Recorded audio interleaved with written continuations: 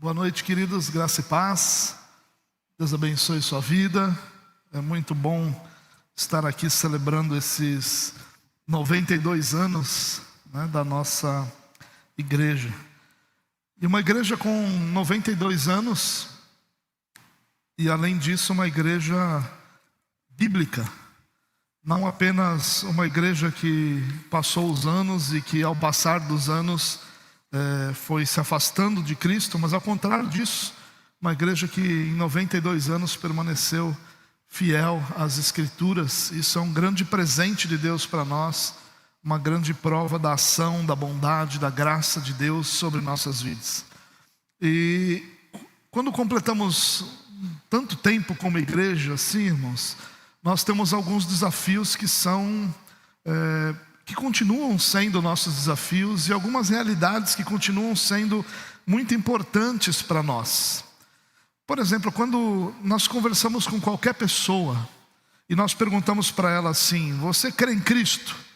E se a pessoa tem qualquer conexão com qualquer linha denominacional ou qualquer religião que seja minimamente cristã, ela vai dizer: sim, nós cremos em Cristo. E se você conversar com pessoas de qualquer linha denominacional, eles vão dizer, e você perguntar: você crê na graça de Deus? E eles vão dizer: claro, somente pela graça de Deus é que nós somos salvos. E se nós perguntarmos assim: você crê na necessidade da fé? Claro, nós precisamos crer, precisamos ter fé para sermos salvos, para alcançarmos essa salvação. Se você perguntar para alguém: você crê na Bíblia? E ela vai dizer: claro, eu creio na Bíblia.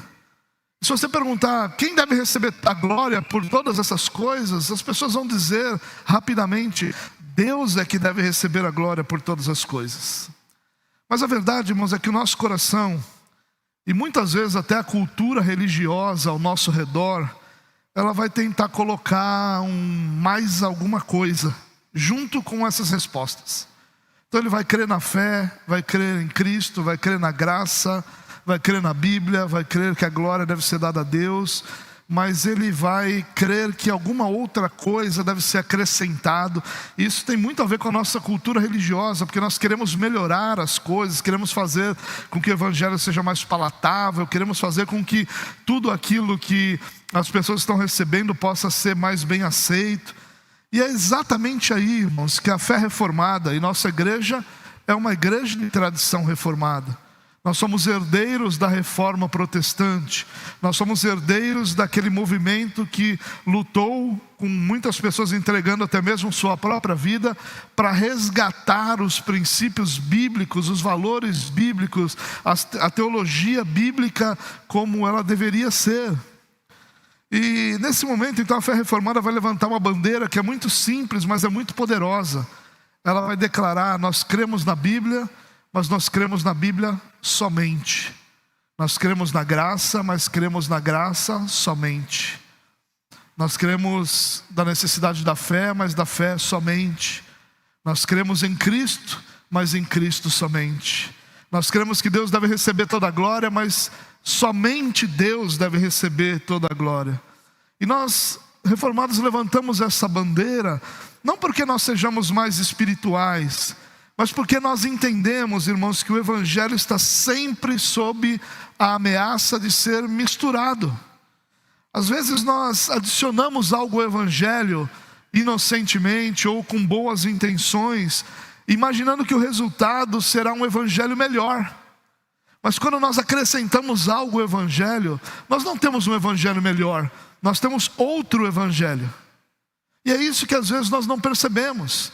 Que a nossa grande luta como igreja é que nós possamos manter a pureza do evangelho.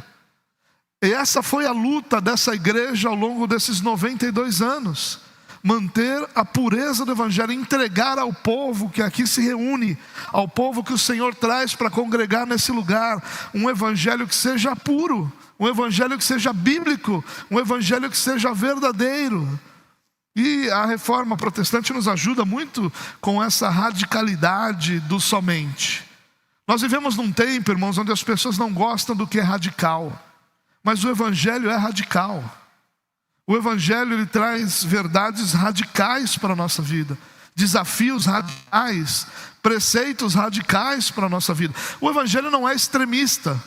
Não tem aquela ideia de que se você não crê no Evangelho, você deve ser eliminado. Isso é extremismo. Mas ele é radical em dizer, nós cremos nisso e é assim que nós vivemos.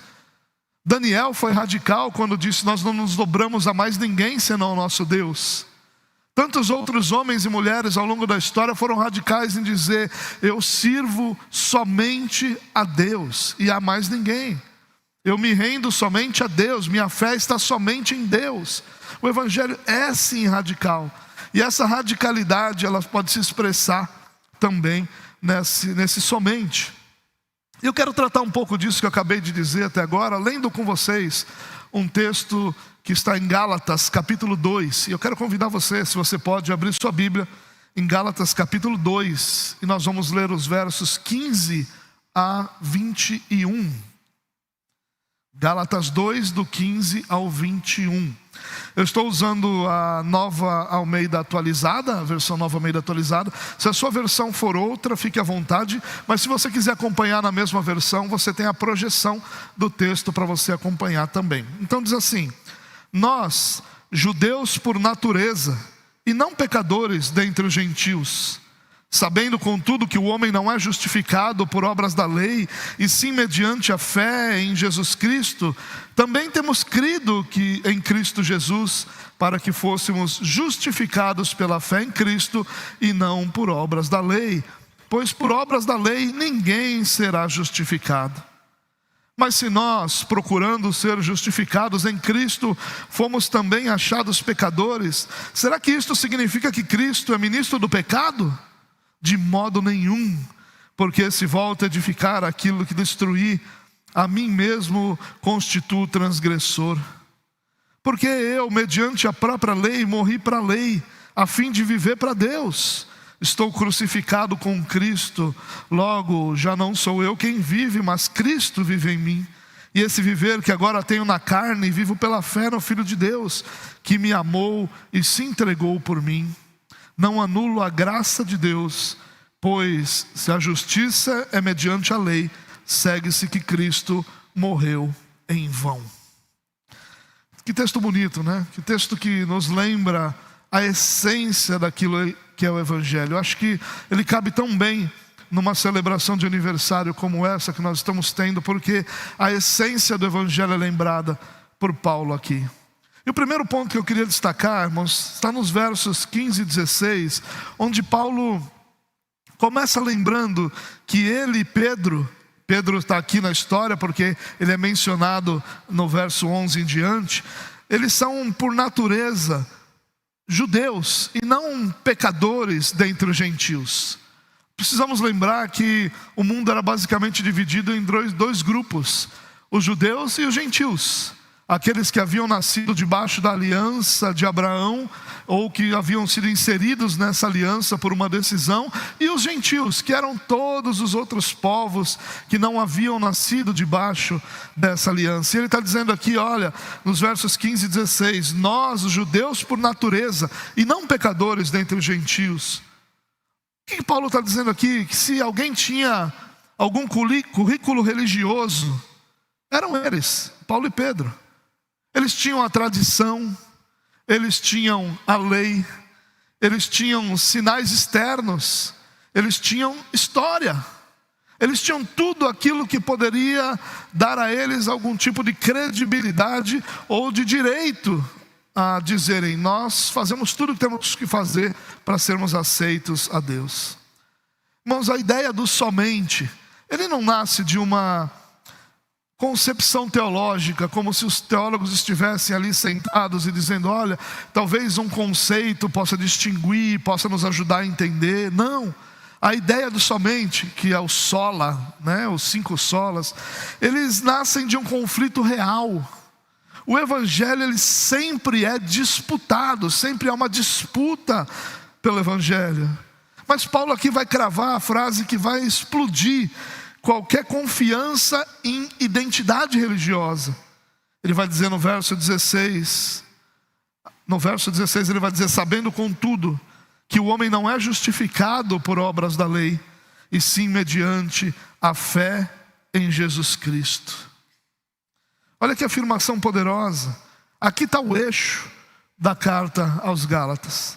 A igreja na Galácia estava sendo tentada a aceitar um evangelho que era Cristo mais alguma coisa, Cristo mais as obras da lei. E Paulo começa a carta dizendo assim: quem iludiu vocês que começaram tão bem pela fé, crendo em Cristo, e agora querem terminar a jornada por sua própria força?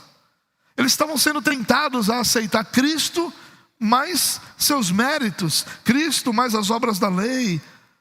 E eles estavam sendo tentados a aceitar como base da sua salvação, da sua aceitação diante de Deus, a sua perfeição. Muitos judaizantes diziam: você crê em Cristo, mas você precisa continuar obedecendo todos os preceitos da lei de Moisés. E Paulo não vai tratar isso como um detalhe secundário, irmãos. Ele vai tratar isso como uma ameaça ao coração do evangelho.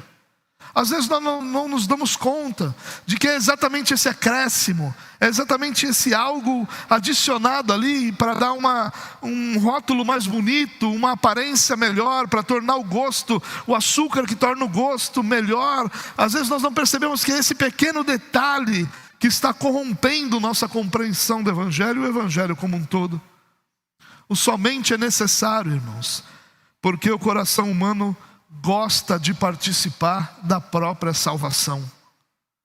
Quando o coração humano tem que dizer que não participa em absolutamente nada da sua salvação, ele está sendo humilhado. E nosso desejo é que ao invés da humilhação, nós tenhamos méritos em nossa própria salvação.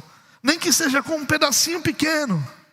E Paulo está dizendo aqui: se você tentar colocar um pedacinho, algo pequeno no evangelho, que dê a você algum mérito por sua salvação, você está destruindo o todo do evangelho. Paulo está dizendo: não, nós temos o currículo, mas ainda assim nós declaramos que somos salvos mediante a obra de Deus em Jesus Cristo. O segundo ponto aqui, irmãos, está no verso 16, que vai nos mostrar aquele conceito do sola fide, ou da justificação pela fé somente, e nunca por obras. No verso 16, como eu li, ele diz: sabendo contudo que o homem não é justificado por obras da lei, e sim mediante a fé em Jesus Cristo, também temos crido em Cristo Jesus, para que fôssemos justificados pela fé em Cristo e não por obras da lei, pois por obras da lei ninguém será justificado. Nesse trecho que eu li, Paulo repete a mesma verdade 3 vezes. Ele vai dizer: não por obras da lei, mas mediante a fé em Cristo Jesus, porque por obras da lei ninguém será justificado. Ele afirma, ele reafirma, ele estabelece essa verdade, repetindo 3 vezes essa mesma verdade. Nós somos justificados pela fé. E essa palavra justificado, ela originalmente é uma linguagem jurídica, uma linguagem de tribunal. É a ideia do ser declarado justo diante de Deus. Não é Deus fingindo que nós somos justos, mas é Deus declarando justos cada um de nós com base numa justiça verdadeira, a justiça de Cristo. É a justiça de Cristo que satisfez a justiça de Deus.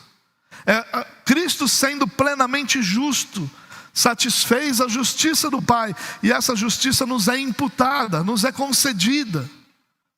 Eu gosto muito de uma ilustração, que ela é pobre, como qualquer ilustração para justificação pela fé, mas me ajudou bastante a entender essa questão.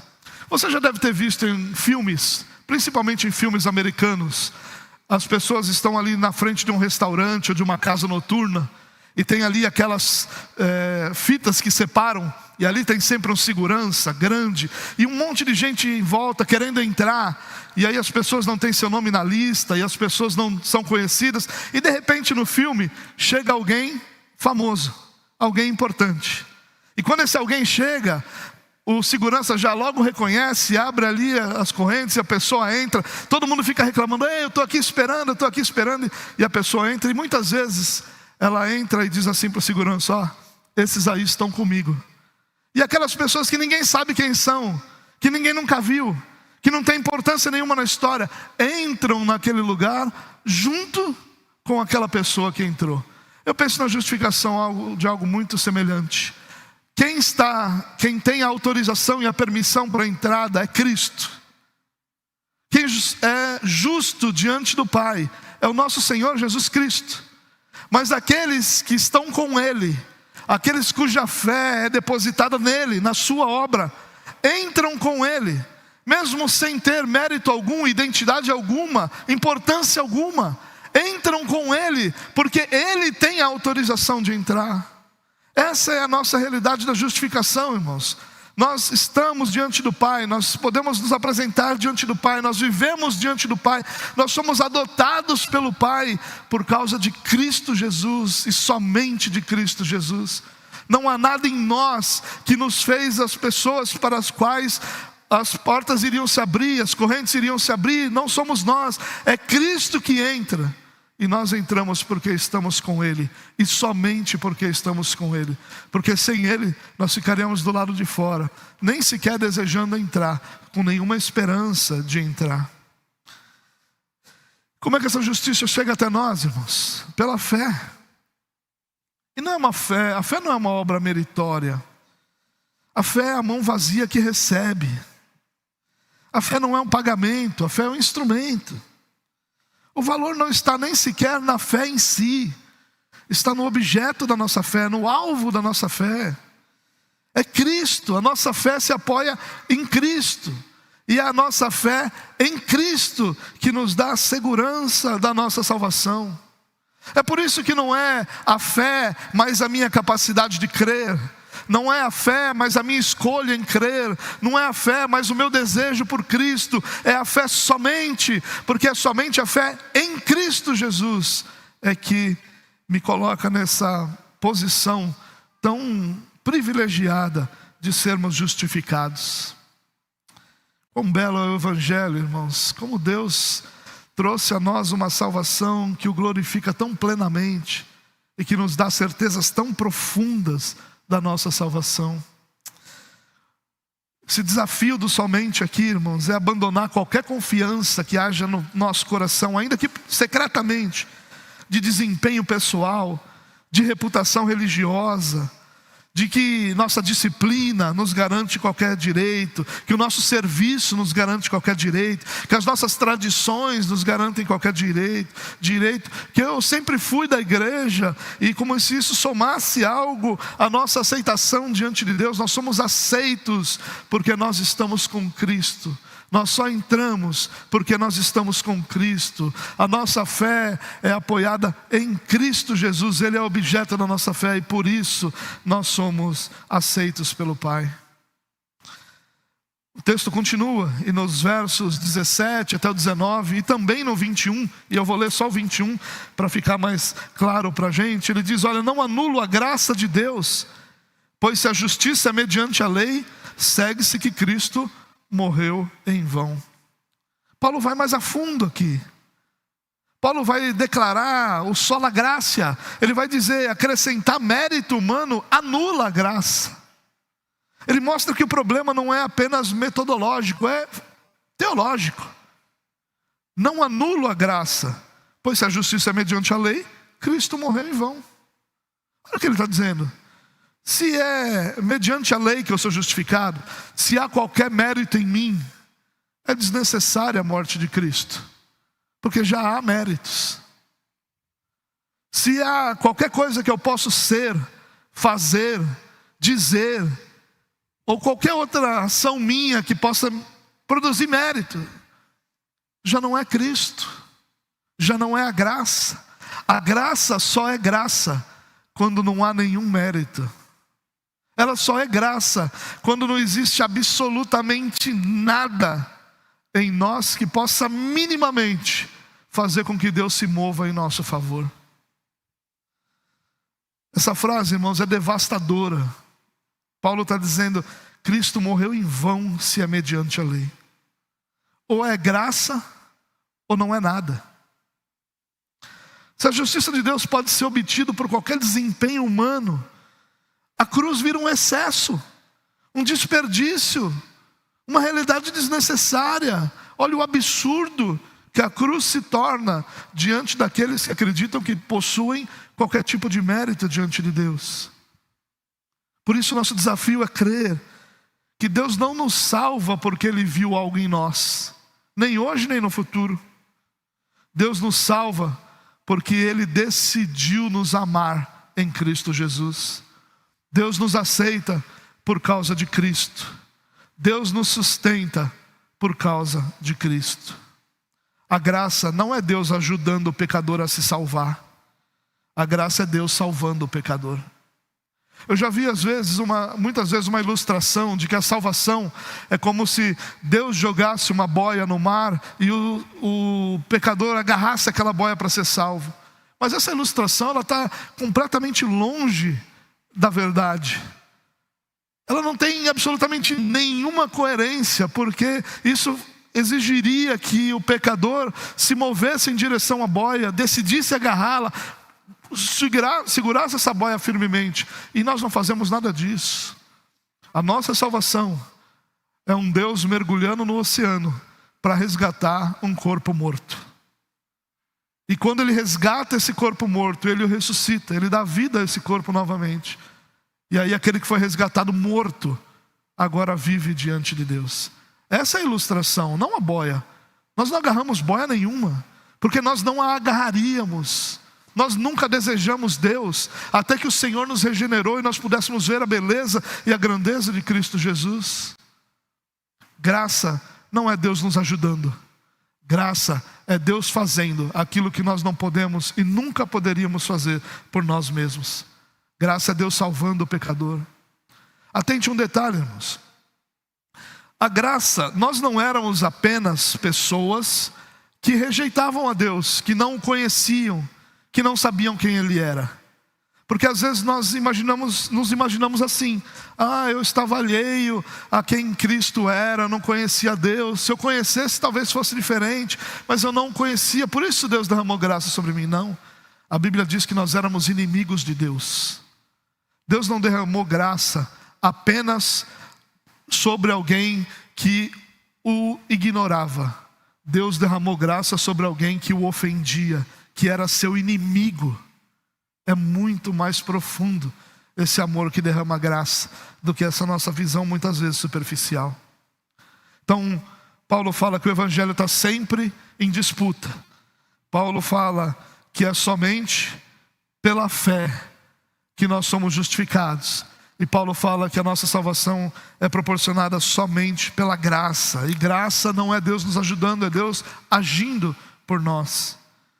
Em quarto lugar, no verso 20, ele diz: logo já não sou eu quem vive, mas Cristo vive em mim. E esse viver que agora tenho na carne, vivo pela fé no Filho de Deus, que me amou e se entregou por mim. Paulo aqui nos leva ao centro da vida cristã, irmãos. Ele diz: estou crucificado com Cristo, não sou eu mais que vivo. E aqui ele nos ensina que o cristianismo não é, em primeiro lugar, um conjunto de hábitos religiosos.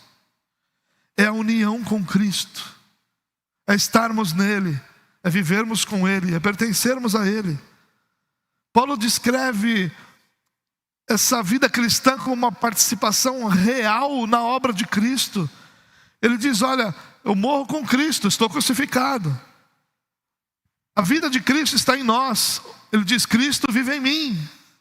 E ele ensina: olha, eu tenho um novo modo de viver, eu vivo pela fé no Filho de Deus. E ele fecha aqui com uma mensagem tão pastoral ao nosso coração. Ele diz: a fé é no Filho de Deus, que me amou e a si mesmo se entregou por mim. Aqui está o poder, a beleza, a grandeza da ação de Deus. Não é medo, não é autoaperfeiçoamento, é Cristo que me amou. O Evangelho, ele deveria aquecer meu coração, porque ele é uma demonstração, acima de tudo, de amor. É claro que ele é um conjunto de ações soberanas de Deus, ele é um conjunto de graça, de capacidade concedida a cada um de nós de crer, de um evangelho que foi revelado. É claro que todas essas coisas, elas fazem parte, são essenciais, mas o evangelho é o amor de Deus derramado sobre nós. Esse é o resumo do evangelho. Deus nos amou, e como qualquer amor verdadeiro, Ele agiu em favor daqueles que são alvo do seu amor, e nos resgatou e nos salvou. Só Cristo, irmãos. É por causa de Cristo, é em Cristo, não é em nada mais. Nós não temos nada mais, nós não precisamos de nada mais. Não existe nada mais que tenha relevância alguma na nossa salvação. É Cristo e Cristo somente. Ele é suficiente, Ele é inteiro, Ele é completo para a nossa salvação. Em Cristo nós vivemos uma nova vida, nós recebemos uma nova vida, nós participamos das suas dores e sofrimentos, e nós temos a partir disso, Cristo vivendo em nós. É Cristo e Cristo somente. Por isso aqui, irmãos, nosso desafio é resistir a qualquer tentativa de colocar qualquer outro mediador, qualquer complemento, qualquer outra garantia para a nossa salvação. Não é Cristo mais os meus méritos, não é Cristo mais a minha performance, não é Cristo mais a minha espiritualidade, não é Cristo mais a minha tradição, não é Cristo mais a minha força, é Cristo somente, e Ele é suficiente. Nós não precisamos de qualquer outra coisa, porque nós temos tudo que precisamos, que é Cristo Jesus, o nosso Senhor. Louvado seja Deus que em Cristo nos concedeu tudo aquilo que nós precisamos, de forma que é irrelevante a nossa capacidade, a nossa performance, até mesmo a nossa condição de compreender todas essas coisas essenciais. Hoje é uma grande discussão, irmãos, se aquele que não crê nas doutrinas da graça, se ele é salvo ou não. E para mim, na minha percepção, esse debate é incoerente. Porque se eu creio que Deus é aquele que efetuou a salvação, somente Deus e toda a salvação, como é que eu posso colocar que a compreensão de alguma parte, perfeita compreensão de alguma parte desse evangelho é elemento para a salvação? Não, ele é consequência. Ele é consequência. Todo cristão salvo por Deus, que se submeter às Escrituras, ele vai ter um encontro com as doutrinas da graça. Ele vai ter um encontro com o fato de que é Deus que nos predestinou, que é Deus que nos resgatou, que é Deus que nos regenerou, que é Deus que persevera a nossa fé, que é Deus que nos sustenta todos os dias. Ele vai ter um encontro com essa palavra. Se ele se submete às Escrituras, em algum momento ele vai se encontrar com essa verdade. Mas essa verdade, ela não é a razão da salvação, ela é consequência da salvação. Toda a nossa compreensão é consequência, porque a nossa salvação é Deus nos regenerando, nos capacitando a crer, nos conduzindo ao arrependimento, para que nos tornemos filhos de Deus. A partir dali é Deus, através do seu Espírito Santo, nos moldando, nos sustentando, nos preservando em fé, para a glória do seu próprio nome.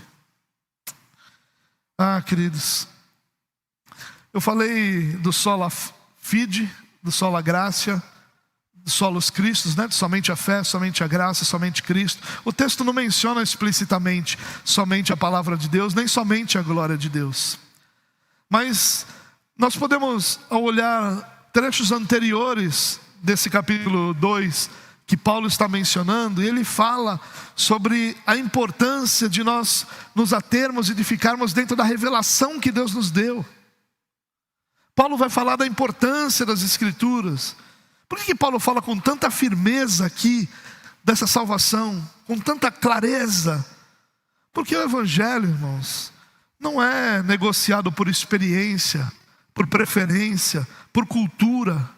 O Evangelho é definido pela revelação de Deus. O Evangelho é a revelação de Deus para todos nós. Em Gálatas, Paulo insiste que a mensagem apostólica não é uma invenção humana. É a palavra recebida, a palavra proclamada com autoridade divina. O somente depende de qual é a nossa referência final. A Escritura, como regra infalível para a nossa fé, define que a única voz que nós ouvimos é a voz da revelação de Deus para a nossa vida. O mundo em que nós vivemos, irmãos, tem muitas vozes. Muitos se levantam declarando ter suas próprias revelações, declarando ter suas próprias compreensões.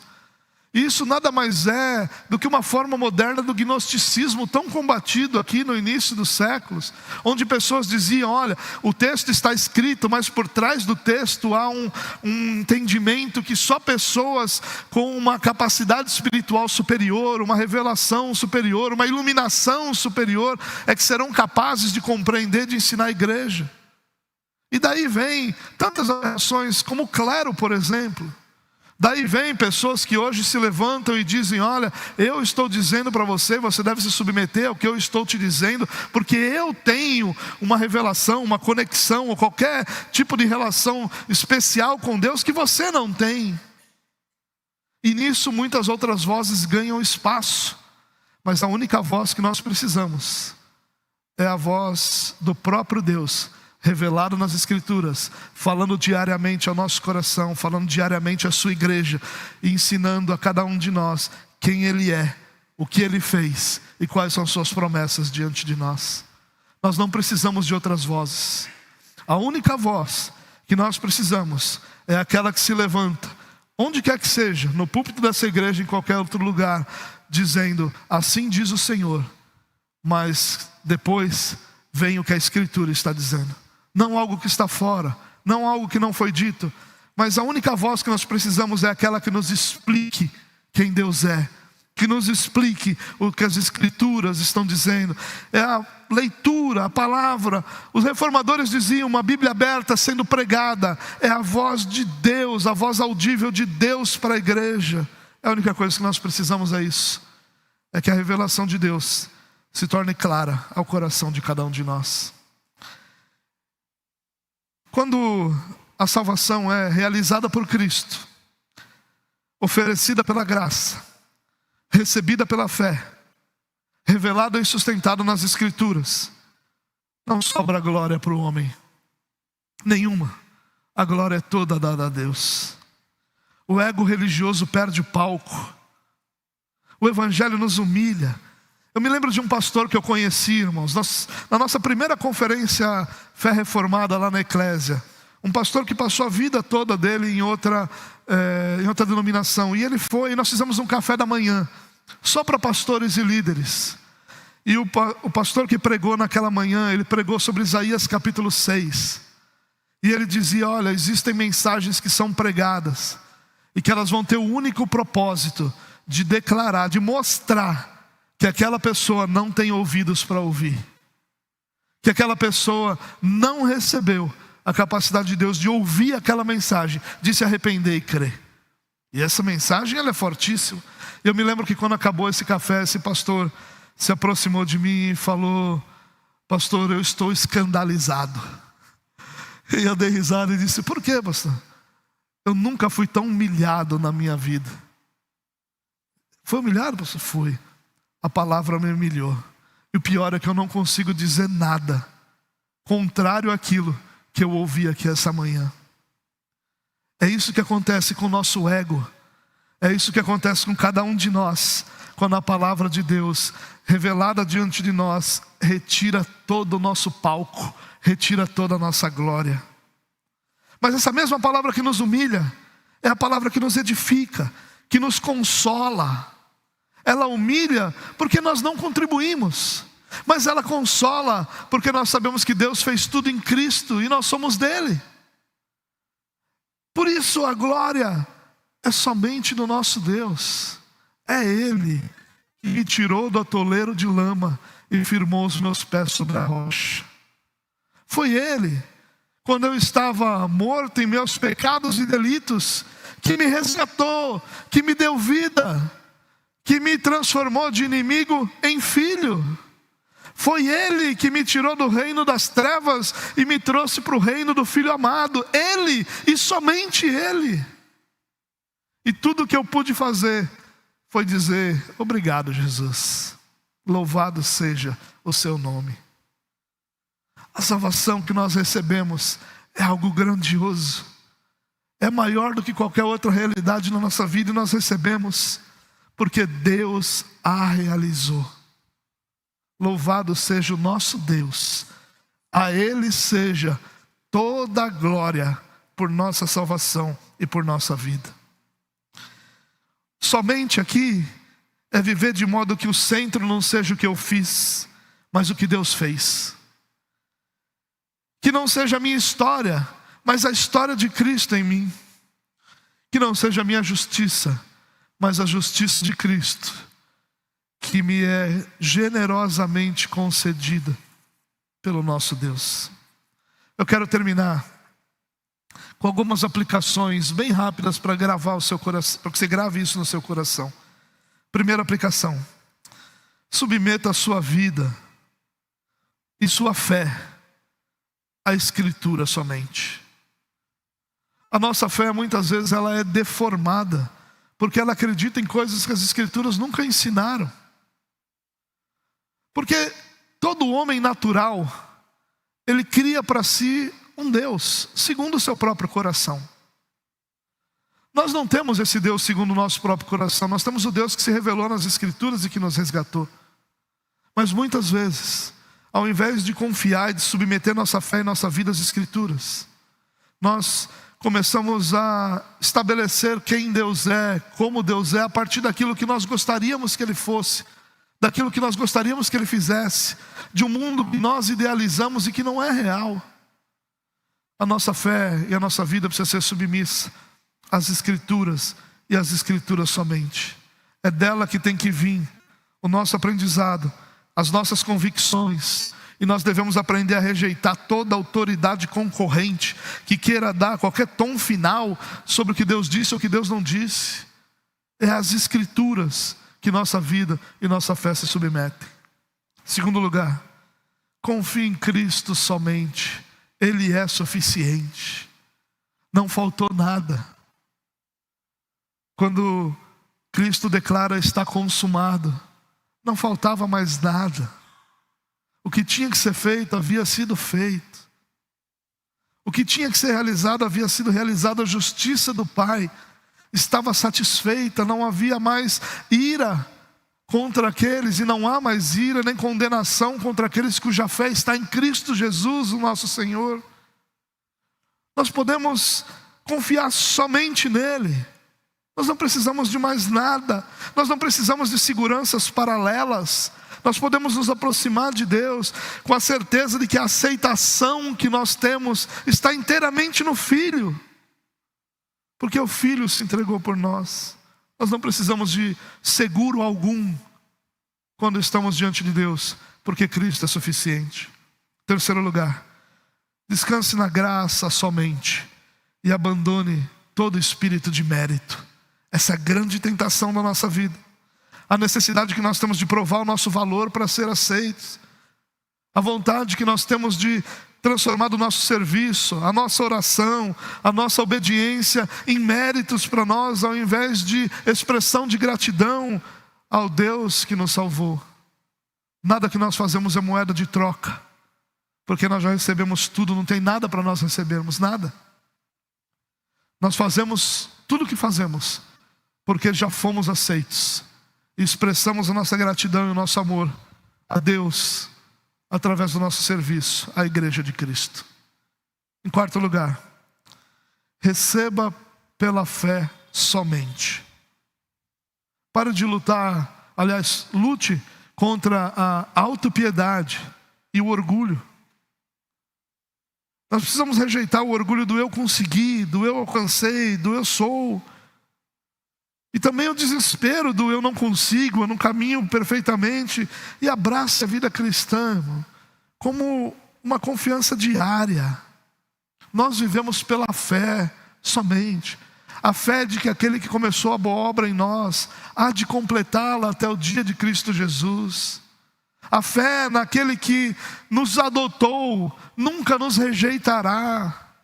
A fé, como diz o Salmo 121, de que aquilo que o Senhor estabeleceu, o propósito de Deus de nós sermos semelhantes a Cristo, jamais será eliminado por qualquer força ou poder ao nosso redor. Caminhe pela fé. Você foi aceito por Cristo Jesus. E você permanece sustentado pelo Espírito Santo de Deus, que há de completar a boa obra que começou na sua vida. Em último lugar, viva para a glória de Deus. E tenha a alegria de retirar o eu do seu trono. Transforme cada passo da sua vida, cada decisão da sua vida num ato de adoração. Procure viver de forma que Cristo apareça e que você diminua. Para que Cristo e sua igreja cresçam e a reverência a Cristo cresça em nosso coração.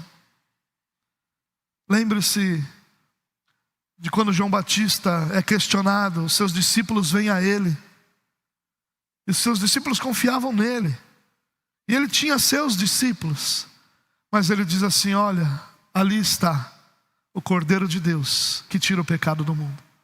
E os seus discípulos deixam de ser discípulos de João e passam a ser discípulos de Cristo. Porque era ele que deveria receber toda a glória, a adoração, e que deveria ser seguido. E João Batista entendeu isso e fez da sua vida um monumento à glória de Deus.